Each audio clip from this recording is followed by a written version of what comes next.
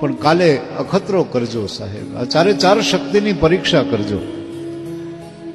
ઘરમાં માં બેઠી હોય તો માને કહેજો કે માં કાલે અમદાવાદ જાઉં છું, તારા માટે હું લઈ આવું? એ વૃદ્ધ માં એમ કે દીકરા તું વેલો વયો આવજે. બા હાડલો લઈ આવું તો કે હવે હાડલા પહેરીને મારે ક્યાં જવું, તું વેલો વયો આવજે. અને રાતના 3ની બસમાં તમે આવો મિત્રો, નહીં માનો, આખું ઘર હોઈ ગયું હોય છે, પણ અંધારી કોઠડીમાં હાથમાં માળા લઈ અને 60 વર્ષની વૃદ્ધમાં જાગતી હશે, હજી નો આવ્યો, હજી નો આવ્યો, હજી નો આવ્યો. આ માં.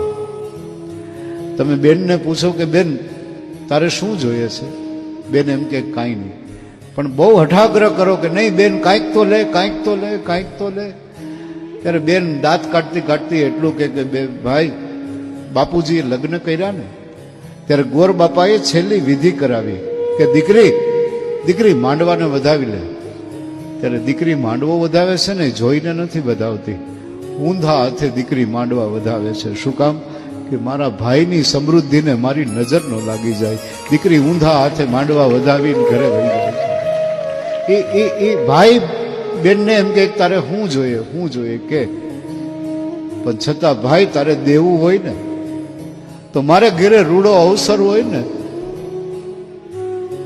5 રૂપિયા હોય કે ન હોય, પણ તેથી મામેરિયાત બની અને મારું ટાણું હાચવી દેજે. જગતના ભાઈઓને વિનંતી કરું કે ઈશ્વરે બેન આપી હોય ને તો બેનના ટાણા હાચવી દેજો. કરોડો દિવાળીઓ બેનું મુબારક કરી દે તમારી ઉપર.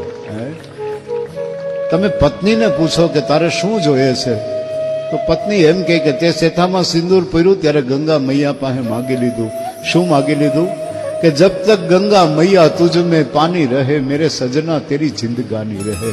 માં દીકરા માટે જીવે, બેન છે ભાઈ માટે જીવે, પત્ની પતિ માટે જીવે.